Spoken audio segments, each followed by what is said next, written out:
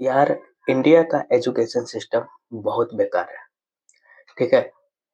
इस education system के कारण बहुत लोग अनएम्प्लॉयमेंट है और ये बात ना गवर्नमेंट समझता है, ना हम लोग समझ पा रहे हैं। ठीक है। अब देखो, जो मेरा वीडियो सब बनाए हैं अभी तक, तो वो सब फेक एक्सपीरियंस पे है। ठीक है। अब जो फेक एक्सपीरियंस पे कौन जॉब सर्च करेगा? ठीक है। जो बंदा मेहनत करने के लिए तैयार है, जो बंदा कुछ सीखने के लिए तैयार है, उसको क्या रीज़न आ गया कि भैया को फेक एक्सपीरियंस डालना पड़ रहा है? एक तो उसके पास जॉब नहीं है, दूसरा चीज़ बहुत सारे बंदे हैं जो कि लोअर मिडिल क्लास फैमिली से बिलॉन्ग करते हैं, उनके पास कोर्स करने का भी पैसा नहीं है। अब वो बीटेक कर लिया और एमसीए जो भी डिग्री करके उसके पास कुछ नहीं, मतलब वो ब्लैंक बैठा हुआ है कि अब हम क्या करें? ठीक है? तो ये सब रीज़न मीन्स अनएम्प्लॉयमेंट का रीज़न है कि आपका जॉब नहीं लग रहा है, जो भी रीज़न है। वो उसमें क्या है कि एक बहुत बड़ा गैप है। गैप क्या है कि जब चलो एक मैं एग्ज़ाम्पल देता हूँ कि चलो एक बंदा बीटेक कर रहा है, ठीक है? मान लो कि तुम कोई कॉलेज से बीटेक किए and you are not from well settled family background, ठीक है? चलो तुम्हारा पेरेंट्स कैसे करके वो तुम्हारा बीटेक कंप्लीट करवा दिया। अब यहाँ पे क्या होगा कि तुम्हारा जॉब नहीं लगा, तो प्रेशर आएगा दोनों तरफ से।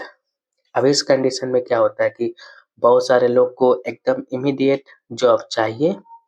जिनको प्रेशर होता है ना, वो कुछ ना कुछ करते हैं, निकलते हैं अपने घर से। लेकिन जिनको प्रेशर नहीं होता है ना, वो अवॉइड करते हैं। चलो लगेगा ना, पेरेंट्स फैमिली वाले भी बोलते हैं चलो ठीक है।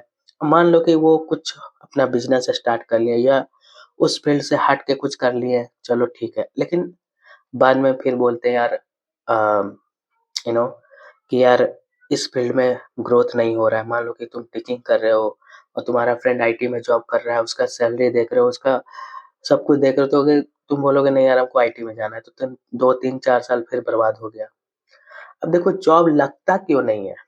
इसलिए नहीं लगता है, जो आईटी और सीएसई वाले बीटेक में वो थोड़ा बहुत एग्रेसिव रहते हैं कि यार प्रोग्रामिंग सीखना है।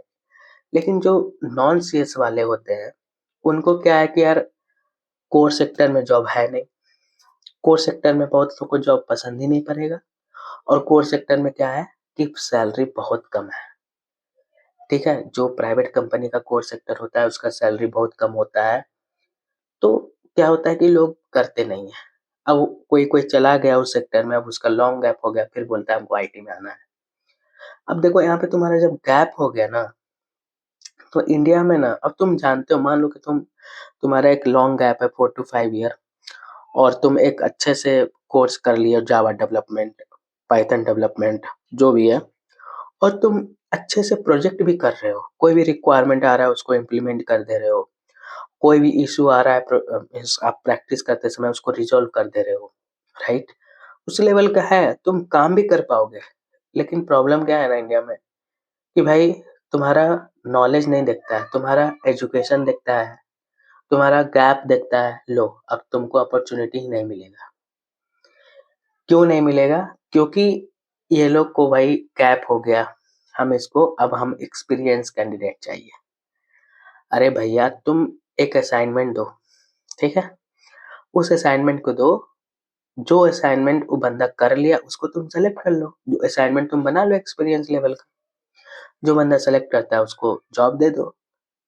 लेकिन नहीं, यहाँ पे तुमको तो एक्सपीरियंस दिखाना ही पड़ेगा। इसलिए मजबूरी में हम लोग एक्सपीरियंस सर्टिफिकेट लगाते हैं, एक्सपीरियंस फेक एक्सपीरियंस लगाते हैं। अगर तुमको कुछ करना है लाइफ में, लग रहा है हमको मिस्टेक हुआ है, तो वो बंदा डेफिनेटली सक्सेस हुआ है।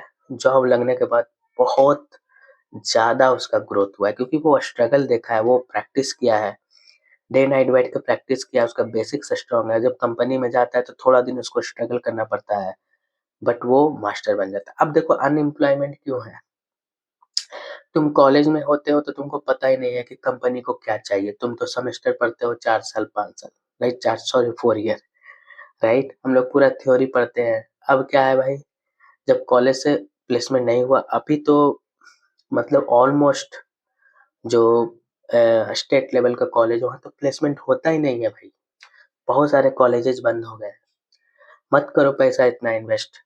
एक अच्छा सा टेक्निकल डिग्री कर लो, BCA और MCA का 3 साल कोई भी एक कॉलेज में, सरकारी कॉलेज में नाम लिखवा लो, वहाँ से डिग्री ले लो और साइड से अपना 3 साल में एक सब्जेक्ट को पकड़ के ये कर दो, तो उस कंडीशन में तुमको फ्रेशर में भी जॉब मिल जाएगा।